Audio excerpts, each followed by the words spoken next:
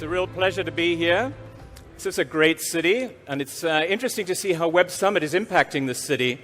One of my portfolio companies, a company called Salsify, just decided to relocate their European headquarters here to Lisbon. And that's pretty different. We used to see everybody going to Dublin before that, so it's nice to see the recognition of what the city has to bring. So I have a great topic to talk to you about this morning, the SaaS business model and metrics. And in case you're wondering why this is so important, I love this quote from Lord Kelvin. If you can't measure it, you cannot improve it. And clearly, all of us want to improve our SaaS businesses, so understanding metrics is important for that. But metrics also play another role, which is once you start regularly measuring a series of numbers, what you'll find is that your team will realize the importance of those numbers and start to work on improving them. So they can act as a very powerful way to align your entire management team and company around a direction you want to head in. But that also makes it really important that we understand which metrics to actually highlight and try to simplify those down to the smallest number possible. And that's what my goal today is, to help you understand which are the important metrics. And there is one warning I will give you, which is the metrics change depending on what stage you're at. And I don't have time today to explain that detail, but I will be in my following presentation at 12 o'clock on the Startup University talking a lot about these stages and how things change there. But let's also talk about another thing here, which is I have looked at many, many businesses over a lot of years, and I've never found a business that was as sensitive to small changes in key variables than a SaaS business is. And so that makes it really important to try to understand what these specific variables are that unlock growth for us. And again, that's my goal for you today. So one thing I think most of you probably already know is that if you are going to look at public SaaS companies and you wanted to compute valuation, if we look at valuation on the y-axis here, what we have to use to compute valuation is to look at a combination of two factors. What is the growth rate as a percentage, and what is the operating profit as a percentage of revenue, and add those two percentages together, and that will give us the x-axis, and that's the best predictor of profitability. So in other words, what this tells us is that you have to not only grow fast, but also be profitable. But alternatively, if you're growing less fast, you can get away with that by being much more profitable. So this is talked about often as the rule of 40, because you want your growth rate plus your profitability to be equal to 40%. So you could be growing at 50% and losing 10% per year, or you could be growing at 10% but making 30% profit, and both of them would be acceptable and hit the rule of 40 there. So that tells me something that I've been very focused on. Any of you who read my blog here will know that I talk a lot about these three words here. Your goal is to produce a repeatable, scalable, and profitable growth machine. And these are really, really easy words to say, but actually turn out to be very hard to achieve in practice. And they are very powerful words, though, because if you can figure out a way to grow your business in a way that's scalable so you can do it as much as you want to, and it's also profitable, you have, in effect, defined and built a cash-generating machine where you can put in $1 of investment and a few years later get out many more dollars. So this is something that growth investors really love. Now, the key indicator that you've successfully managed to get repeatable and scalable growth is that you are able to grow your bookings. And here, it's important to recognize that I'm not talking about revenue or ARR, but your bookings reliably and consistently quarter after quarter. So if you grow your bookings, you don't grow your bookings, your business will still grow, but it will grow with a flat curve like that. And what we're looking for is an exponential growth curve, because you are successfully in charge of how to grow your bookings. You understand how to make your growth process scalable and how to scale it. So that brings us to the question of how do we measure bookings? It's really quite different in a SaaS business. And the right way to measure bookings is to look at net new ARR. And net new ARR is made up of three components. The ARR that you get from brand new customers, the expansion ARR that you get from your existing customers, and we subtract from that the revenue that we will lose from churned customers that we lost during the quarter. So these 4 components, or 3 components plus 1 summary total, are the key foundation metrics for running a SaaS business. If you're not tracking these reliably and regularly, then this is an important thing to take notice of. And this is the chart that I recommend that every founder use on a monthly basis to understand their business. So this graphs those 3 components plus the sum of them, which is the dark red line there. And again, remember, our goal is to see that dark red line growing, and we need to have the other components there to understand why it isn't growing or what is contributing to its growth and what we can do better there. And it's really important to have it as a time series, not just to look at a single point in time, because you want to look at whether it's growing or not growing. So any of you who read my blog know that one of the things that I really like to try and do is take complex things and simplify them. And today I'm going to try to simplify the whole SaaS business model down to one concept for you, which is you can think of a SaaS business as being a funnel. And if you run the whole business around this idea of a funnel, I think it really helps have everybody recognize what you're trying to do. In the SaaS world, we need to extend the funnel because it's super important that we retain customers to gain recurring revenue over a long period of time. So we're going to look at a funnel that includes the back end of onboarding and retaining and expanding customers as well. Now, the beautiful thing about funnels is that they're governed by really very, very simple math, and that's what helps to simplify my job today. The first piece of math is that to calculate bookings, we simply have to take the number of leads coming in the top of our funnel and multiply it by our conversion rate, and then that'll tell us how many deals close at the end of the funnel. And then if we multiply that by our average deal size, we have our bookings number. So that tells me we should be very focused on lead flow and conversion rate in the early days, and later on we can worry about deal size. I wouldn't worry about that too much in the very early days of your company. So let's take an example here of a very simple business. This is one where you drive your customers to the website and then you ask them to do a free trial and you hope to close them after that. So what I would recommend here is that the metrics you're looking at are the number of visitors coming to the top of your funnel, and then the number of people that are going into trials, and then the number of closed deals, and plot this as a time series. Again, super important to see, are you improving over time? Because our goal is to show that we know how to control that growth rate there. And then on top of that, we really want to know how many visitors are converting to trials, our conversion percentage, and we need to track those over time as well and try to improve them. Because clearly if we can convert more visitors to trials, that will really directly impact our bookings exactly in the proportion to which we make that change there. Now, a quick word about conversion percentages. They're not that easy to calculate. The way to do the calculation is you have to track a cohort, like the January group of people that you saw coming to your website, and watch them for several months, maybe as long as 5 months or so, to allow them to flow fully through the funnel to calculate conversion rates there. Once you've done that, you can get your overall conversion rate for your entire funnel. And this can also be very powerful because you can now look at that by lead source, and you can start to discover which lead sources provide you with a good return on investment where you can afford to spend more and plow more money into those lead sources there.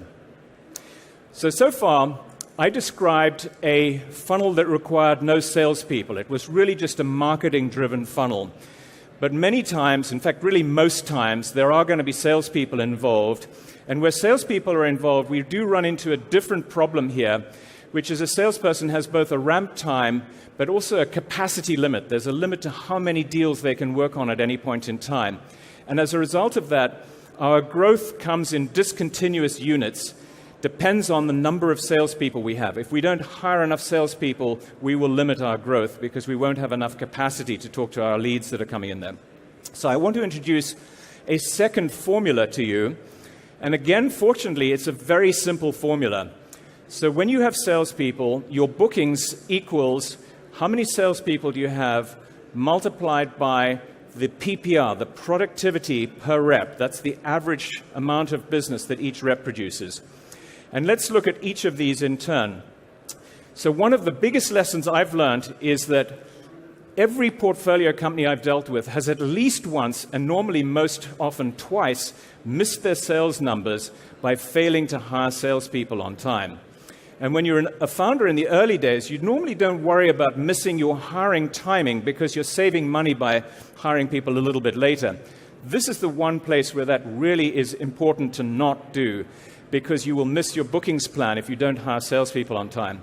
And that leads me to the importance of recruiting, and really would recommend to you that every one of you understand that recruiting is now one of the crucial skills you need to build to have a successful startup.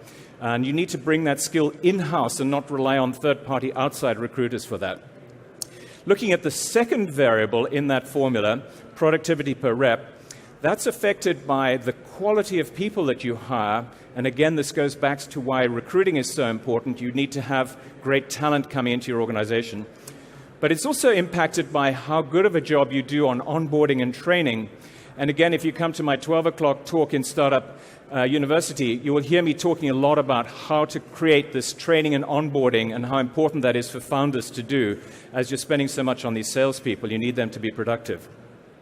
So I recommend monitoring productivity per rep, again with a time series graph to see how that changes.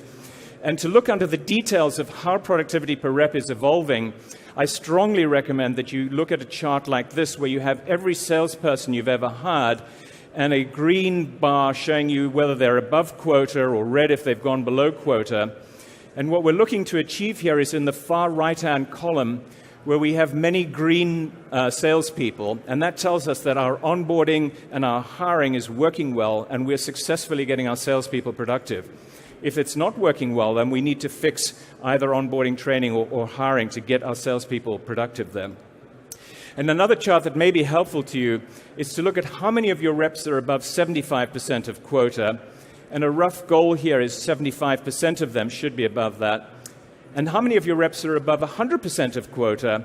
And here a rough goal that's useful is 50% of them should be above 100%. You may not get there in the early days, but this is useful to have some targets to aim for, to be aware of them. So once we've got our funnel working, we do come to ask the question, is our funnel profitable? Because I mentioned the valuation of our company is driven by not just growth rate, but also by profitability. So to work this out, you need to use unit economics, where we look at CAC and LTV. CAC is the cost to acquire a customer, and LTV is the lifetime value of the customer. And our goal to have a viable business model is that our lifetime value needs to be significantly greater than the cost to acquire the customer. So let's start by looking at the lifetime value of the customer. And this is obviously dependent on how long we can keep our customer, the lifetime. And the formula to compute customer lifetime is simply 1 divided by the churn rate, the customer churn rate. So that tells us churn is extremely important as a variable that drives our profitability and therefore our company valuation. But churn is not simple. There are 2 forms of churn, and I want to show you what the difference between the 2 of them is: customer churn and dollar churn. So I'd like you to imagine a simple story here where we start the year with 2 customers. One is doing $1,000 a month, and the other one is doing $5,000 a month. If we lose the first customer, we had 50% customer churn, but we only had 17% dollar churn, so not too bad on the dollar churn. But if it goes the other way around and we lose the second customer, we've lost 83% of our dollars, so we need to track both of these things separately. But something very cool can happen, which is instead of just losing customer 1, if we were successfully able to grow customer 2 from 5K to 7K, we would actually have minus 16% dollar churn. And this is negative churn, and it is a very, very important concept for a SaaS business. So again, to repeat, what is negative churn? It happens when the expansion revenue from your existing customers exceeds the revenue that you lost from your churned customers, and it is very powerful. Now, some of you might know I was on the board of HubSpot in early days.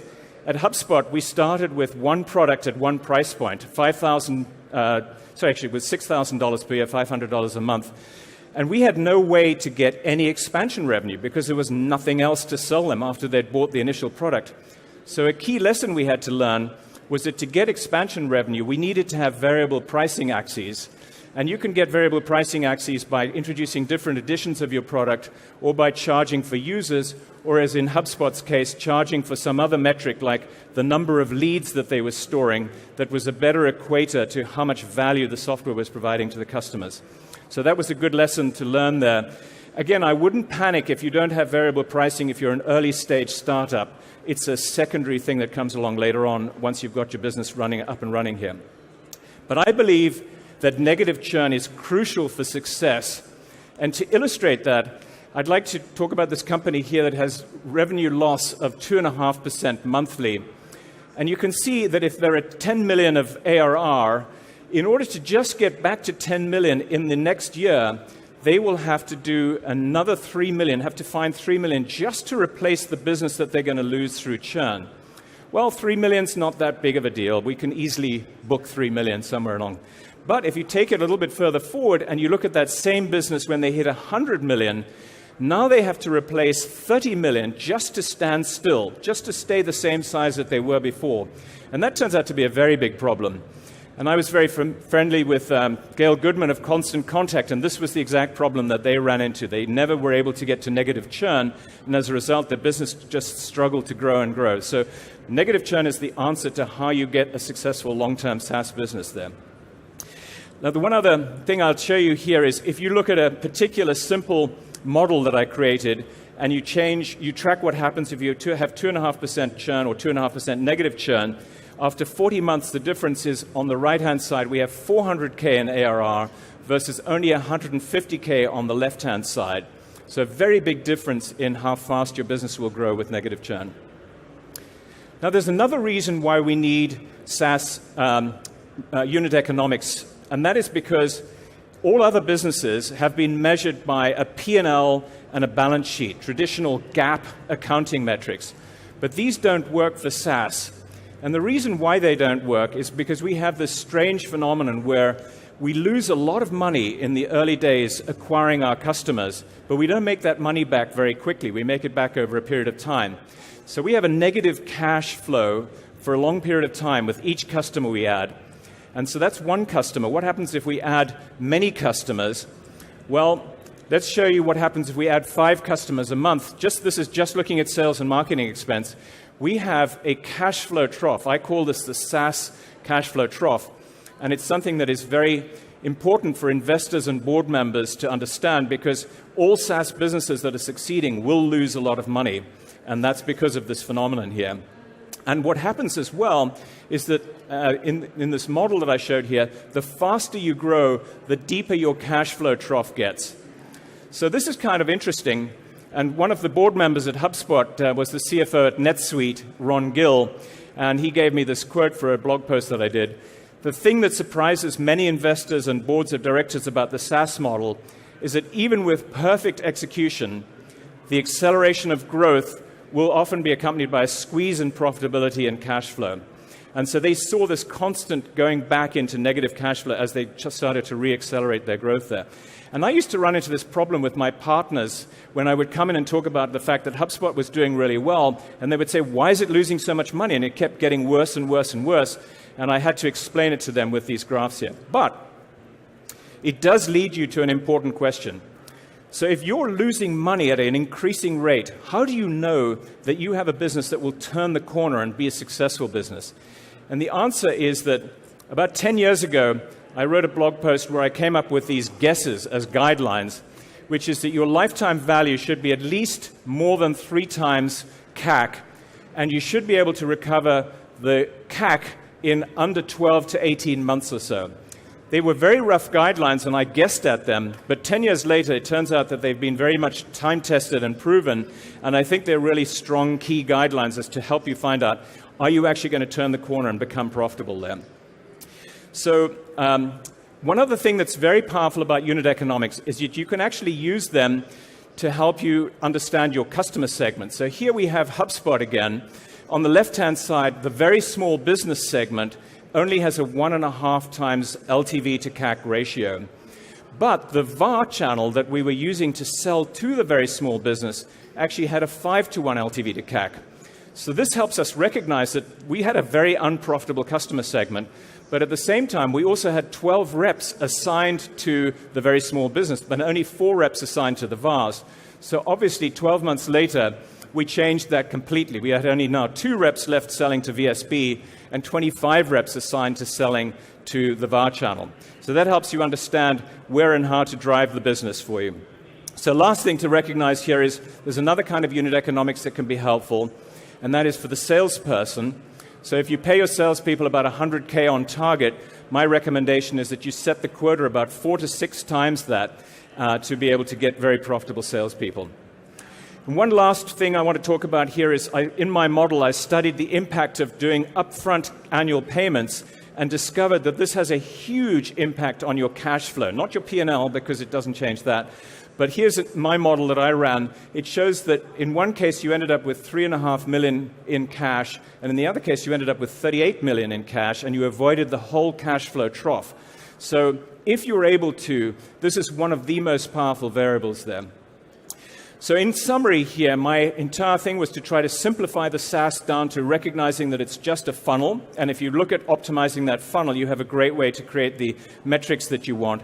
So bookings we care about, using the formula that I talked about. We care about the bottom of the funnel, customer happiness, retention, and churn and negative churn. And we care about profitability through unit economics and gross margin. And then lastly, as I showed you, for your cash flow, collecting cash up front is a very key metric. Now, there's clearly a lot more than this, but I only had 20 minutes to talk to you today, so I had to cut things down as much as possible. If any of you are interested in looking further here, I would recommend going to my blog. And one very last thing that might be interesting to you is at 12 o'clock, I'm talking over on the Startup University stage about 9 stages to get to a repeatable, scalable, and profitable growth model. And I will talk about how it's crucial it is to understand each of these stages and why you cannot rush ahead and how much damage you do by going ahead there. So hopefully I'll see some of you with that. But otherwise, thank you very much for your time and for listening to me. And it's been a pleasure talking to you.